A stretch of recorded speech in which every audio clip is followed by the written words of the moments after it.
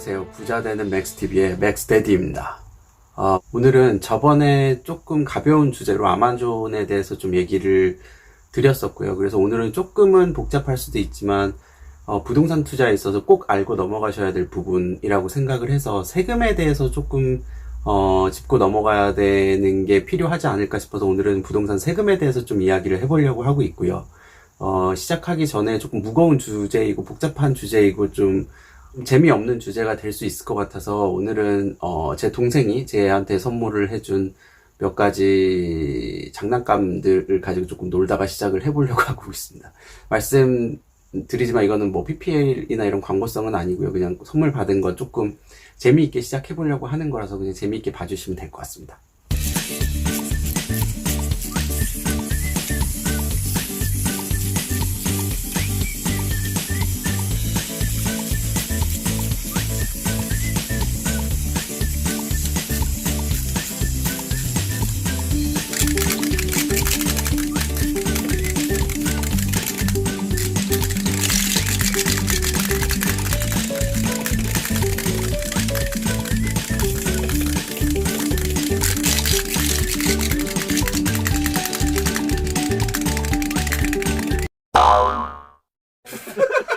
예, 재밌게 잘 보셨나요?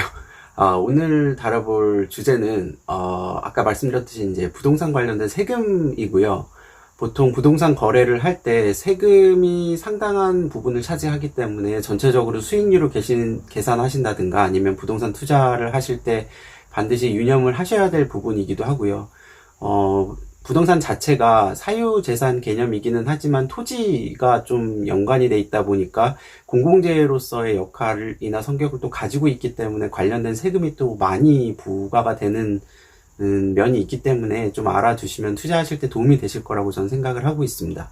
보통 주식 투자를 하시건 뭐 선물 투자를 하시건 부동산 투자를 하시건 뭐 이런 거래 관련된 부대 비용이라든가 세금을 굉장히 간과하기가 쉬운데 실제로 수익률을 계산을 해볼 때 상당한 부분을 차지하기 때문에 거래 비용이라든가 아니면 뭐 세금이라든가 이런 부분은 투자하실 때는 반드시 고려를 해야 될 요소들이고요. 그리고 실제로 최근에 부동산 대책들이 굉장히 많이 나오고 있는 상황에서 정부가 부동산을 뭐 수요나 공급으로 조절을 할 수 있겠지만 수요를 억제시키고 공급을 늘림으로써 할 수는 있겠지만 실질적으로 가장 크게 수요를 억제시킬 수 있는 방법 자체가 부동산 세금이기 때문에 이러한 부분도 계속 좀 알고 계셔야 앞으로 어떤 대책이 나오건 좀 대응을 하실 수 있을 거라고 저는 생각을 하고 있습니다. 부동산 세금 관련돼서도 저희는 지금 현재 뭐 말씀을 드리면은 서울 강남권에 한 채가 있고 경기도 분당에 한 채가 있는데 처음에 매입을 할 때는 세금적인 면을 크게 고려는 하지 않았었습니다. 뭐 처음에 고려해야 될 부분들에 대해서만 약간 고려를 했었죠. 근데 이제 부동산 가격이 오를 만큼 오르다 보니까 지금은 뭐 매도 시점도 이제 고려를 해야 되고 어떻게 처리를 하거나 가지고 가야 될 건가에 대해 좀 고려를 많이 하다 보니까 저희 나름대로 조금 많이 준비를 해서 후에 조정을 조금 많이를 했었죠. 그래서 뭐 임대사업자 등록도 해서 한 채는 부동산 종합부동산세를 종부세를 좀 피하려고 합산배제 신청도 해서 이번에 뭐 합산배제도 됐고요. 그리고 사업자도 법인도 지금 등록을 해놔가지고 앞으로 추가 거래에 대해서는 좀 법인을 통해서 거래를 하려고 하고 있는 중입니다.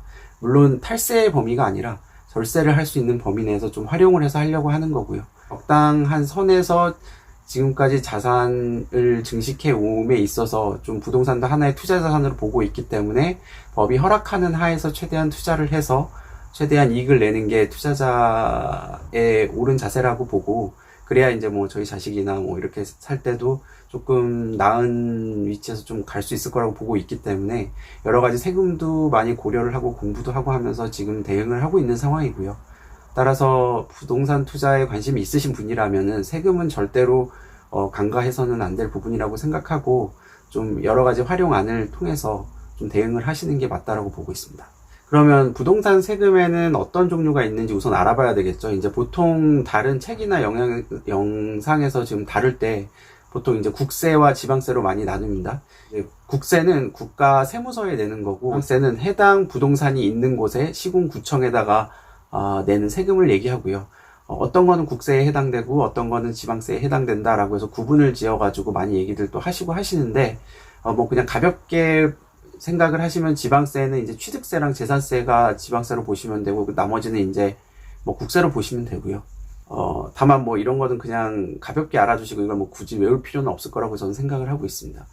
더 중요한 거는 부동산 취득에서부터 매도까지의 어떤 세금이 있고 어떤 세금을 어떻게 대응하는가가 중요한 것 같고요. 그래서 우선 부동산의 세금에 대해서 좀 말씀을 드리면, 부동산을 우선 사야 되겠죠. 부동산을 살 때 들어가는 세금이 취득세라는 게 있고요.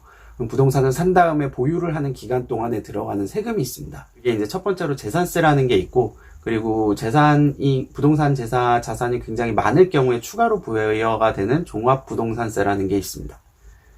그리고 중간에 이제 월세를 받거나 할 때 들어가게 되는 임대소득세라는 게 있고요. 이게 이제 법인을 통해서 하게 되다 보면은 법인세를 내야 되고요.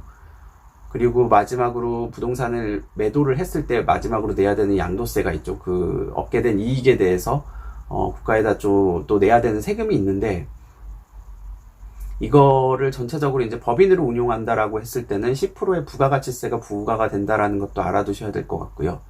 그리고 추가로 매도가 아니고 실질적으로 가족이나 뭐 이런 쪽으로 증여나 상속이 이루어질 때는 증여세나 상속세가 추가로 부동산 관련된 세금이 부과가 되죠. 뭐 여기 이제 추가로 말씀드리면 이제 세금을 제때 안 냈을 때 가산세 같은 개념도 추가로 부과가 되고 있고요. 부동산 세금은 이렇게 간단하게 이런 종류로 아시면 좋을 것 같고, 오늘은 이제 취득세와 보유세라고 하는 이제 재산세와 종부세에 대해서만 좀 말씀을 드리고, 양도세 관련돼서 양도세가 굉장히 중요한 부분이기 때문에 나중에 한번 따로 정리를 해서 올려드릴 거고, 만약에 시간이 좀 된다라고 하면은 뭐 임대사업자 관련된 뭐 혜택이라든가 아니면 임대사업자 관련된 세금이 이제 어떻게 되는지 여부도 조금 말씀드리고자 합니다. 그럼 취득세에 대해서 우선 말씀을 드리면, 취득세는 뭐 주택이나 건물이나 토지 이런 부동산을 취득을 했을 때 얻게 됐을 때 내는 세금을 얘기하는 거죠. 이 세금은 돈을 이 자산에 대해서 얼만큼 냈다라는 게 중요한 게 아니고, 소유권 이전, 저 사람이 나한테 이 물건을 넘겼을 때 내야 되는, 내가 이걸 취득함으로써 내야 되는 세금이고요. 이거는 부동산, 우리가 일반적으로 얘기하는 뭐 주택이나 토지나 이런 것뿐만 아니라 뭐 어업권, 아니면 뭐 골프장 회원권, 뭐 리조트 회원권, 자동차 뭐 이런 거에 대해서도 부과가 되고 있습니다. 그래서 과거에는 이제 취득세와 등록세, 취득하는 세금과 등록을 하는 세금을 두 개로 나눠서 했었는데, 뭐 성격이 같다 보니까 지금은 취득세로 이제 통합이 돼서 부과가 되고 있습니다. 그래서 만약에 이제 지금부터 부동산에 대해서 말씀을 드리면, 부동산을 취득한 날, 마지막 잔금을 치른 날짜로부터 60일 이내에 신고를 하고 납부를 하셔야 되고요. 만약에 납부를 하지 않게 되면은 아까 말씀드린 가산세가 부과가 되는데, 20%의 신고 불성실 가산세랑 0.03%의 납부 불성실 가산세가 부과가 됩니다. 이게 뭐 0.03%라고 해서 무시하실 수도 있는데, 1년으로 따져보면 거의 11%가 되는 세금이기 때문에, 세금은 성실하게 제때제때 납부를 해야 되는 게 맞으니까 뭐 이런 거는 고려를 굳이 하지 마시고 그냥 제때 납부를 하시는 게 좋다라고 보고 있습니다. 그래서 취득세가 그럼 얼마냐라고 하면은, 보통은 이제 4%가 모든 자산을 취득을 했을 때 부과가 되는 세금이고요. 다만 주택은 조금 다른 성격을 가지고 있기 때문에 한 1%에서 3% 정도 규모나 뭐 가격에 따라서 좀 다르게 부여가 되고 있습니다. 2013년이었죠. 이제 경기 활성화를 시키고, 주택은 공공재 성격이 좀 있다 보니까는 주택 경기 안정, 그리고 서민들이 주택을 좀 쉽게 가져갈 수 있도록 하는 안정화 정책이 필요하다 보니까 일반적인 4%에서 조금 조정이 돼서 1%에서 3% 정도까지 세금이 조정이 된 상황이고요. 최근에 12월 16일날 부동산 대책에서는 이제 4주택 이상을 매입하는 사람에 대해서는 이제 일괄적으로 4%를 매기겠다라고 이제 바뀌었죠. 이제 그렇다 보니까는 아까의 취지는 이제 할인을 해주겠다라는 취지는 주택 안정화를 위한 것인데, 실제로 투기로 이용하는 것에 대해서는 일반적인 세금으로 과세를 하겠다라는 정부의 의지인 거고요. 그럼 이 복잡한 취득세를 뭐 어떻게 신고를 하고 내야 되나라고 해서 좀 염려를 하시는 분들이 계실 수 있을 것 같은데, 보통 집을 매수를 해보신 분들은 아시겠지만, 이제 등기 처리라고 하죠. 이제 등기를 처리를 할 때 법무사를 통해서 하게 되는데, 법무사한테 이제 관련된 일괄 비용을 다 주게 되면은 법무사가 알아서 취득세도 내고 하기 때문에 이거는 뭐 크게 어떻게 신고하고 납부해야 되지 염려는 하실 필요는 없을 것 같고, 다만 셀프 등기라고 하죠. 등기를 직접 하시는 분들은 이 세금이나 이런 거는 좀 많이 알아보시고 직접 가서 시군구청에 가서 신고하고 납부를 하셔야 될 것 같습니다.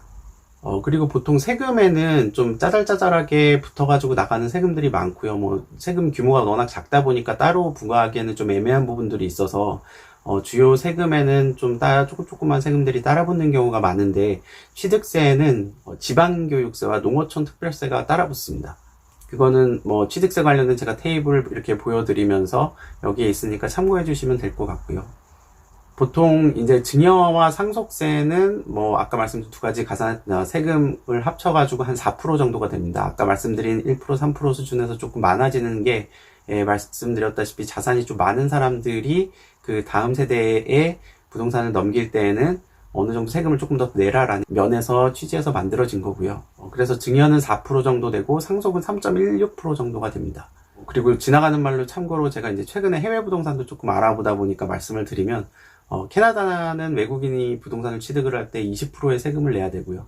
뭐 중국인들이 워낙 많이 와가지고 세금 부동산 가격을 올려놓고 하다 보니까 캐나다 정부에서 외국인의 부동산 취득에 대해서는 취득세 20%를 물린다고 해서, 이거 만약에 뭐 캐나다나 이런 데 부동산 투자를 좀 고려를 하시는 분들은 참고하시면 좋을 것 같습니다. 그러면 취득세는 어떻게 하면 절세가 가능할까라고 하면은, 가장 첫 번째는, 취득세의 그 취득세율이 바뀌는 부분들이 있고요. 뭐 6억, 9억, 그 기준으로 따라서 6억이 넘어가게 되면 세율이 한번 바뀌고 뭐 이러는데, 세율 차이가 거의 뭐 2배 가까이도 나고 하기 때문에, 6억 언저리에서 거래가 이루어질 경우에는 조금 조정을, 매도자랑 좀 이야기를 해서, 어느 정도 좀 조정을 하시면은 취득세가 감면되실 수 있는 부분들이 있다라는 거는 좀 아시면 좋을 것 같습니다.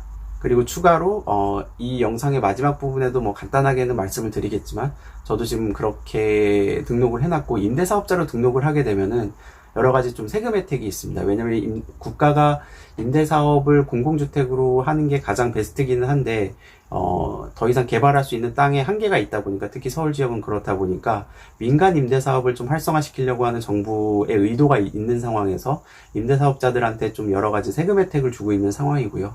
그 중에 하나가 이제 취득세이고, 뭐 예를 들면은 신규 주택인 거죠. 최초로 분양을 받는 60제곱미터 이하의 공공주택 같은 경우는 이제 임대사업자로 등록을 하고 임대로 등록을 하시게 되면은 취득세 같은 경우에 전액 면제가 가능하고요. 60제곱미터 넘어가는 부분에 대해서도 뭐 있습니다. 뭐 20% 이상을 가져가면서 하면 뭐 50% 감면되고 이런 게 있는데, 그런 부분들이 이제 임대사업 관련돼서 제가 만약에 영상을 만들게 되면 조금 더 자세하게 말씀드리도록 하겠습니다. 그리고 또 추가로 조금 취득세를 좀 낮게 받을 수 있는 게 뭐가 있을까라고 하면, 아까 전에 법무사를 통해 가지고 등기를 칠 때 여러 가지 법무사 비용이랑 같이 해서 일괄적으로 법무사한테 돈을 주게 되죠. 근데 이제 영수증을 조금 더 상세 영수증을 받아가지고 조금은 절세를 할 수 있는 방법이 있고요. 왜냐하면 법무사가 여러 가지 업무 진행 비용이라든가 아니면 뭐 이런 거를 진행을 할 때 조금 부풀리거나 중복으로 기입을 해서 추가로 더 받는 경우가 종종 있기 때문에, 그런 부분은 좀 꼼꼼하게 보시면 좋을 것 같고요. 안에 보통 공과금이랑 보수액으로 나눠져 있는데, 증명대 같은 경우는 공과금으로 이미 한번 처리가 된 것처럼 아이템으로 들어가 있음에도 불구하고 보수비에 또 한 번 더 넣는다든가 아니면 뭐 교통비라든가 이런 거를 갖다 좀 과다하게 청구를 한다든가 이런 부분이 있기 때문에, 그런 거는 조금 다시 한 번씩 봐주시면 취득세를 조금 줄이는데 조금은 도움이 되실 거라고 보고 있습니다. 뭐 엄밀하게 따지면 법무사 비용 관련된 거를 줄이는 거죠. 그래서 아까 말씀드렸듯이 12월 16일 날 부동산 대책으로 4주택 이상의 매입을 하시는 분들은 이제 일괄적으로 4%가 부과가 되기 때문에 2020년 1월부터 적용이 될 것 같고요. 그 부분들은 조금 유념을 하셔야 될 것 같습니다. 그럼 이제 다음으로 보유세로 넘어가기 전에, 그러면 취득세나 이런 세금들은 어떤 가격 기준으로 부과가 되느냐라고 하면은 보통 이제 크게 두 가지가 있죠. 실제로 매매되는 실거래가. 실거래가는 이제 실제로 매매가 돼서 세무당국에 신고가 되는 금액이고요. 그리고 이제 그러니까 기준시가라고 하는 시가 표준액이 있습니다. 취득세의 경우에는 2006년부터 실제 거래가 된 실제 매매가, 실거래가를 기준으로 해서 취득세가 매겨지고요. 다만, 이제 기준 시가가 실제 실거래가보다 높은 경우, 에는 기준 시가를 가지고 세금이 매겨지게 됩니다. 왜냐하면 사람들이 의도적으로 다운 계약서를 작성을 한 다음에 그걸 통해서 세금을 조금 적게 내려고 하는 거를 좀 막겠다라는 거죠. 그래서 실제로 기준 시가가 실 매매가보다 높은 경우에는 기준 시가 가지고 세금을 부과하게 됩니다. 다만 뭐 예외의 경우가 있는데 실제로 다운 계약서나 이런 게 아니고 실제로 가격이 낮게 나오는 실거래가로 부과가 되고요. 예를 들면은 이제 경공매죠. 법원이 국가가 파는 거죠. 그 경우에는 공적으로 이 거래 가격이 임의로 낮춰가지고 진행한 거가 아니다라는 증거가 되고, 그리고 법인이 부동산을 매매를 하게 될 경우에 회계장부에 기입이 되다 보니까 그런 경우에는 실매매가로 취득세가 부과가 되게 됩니다.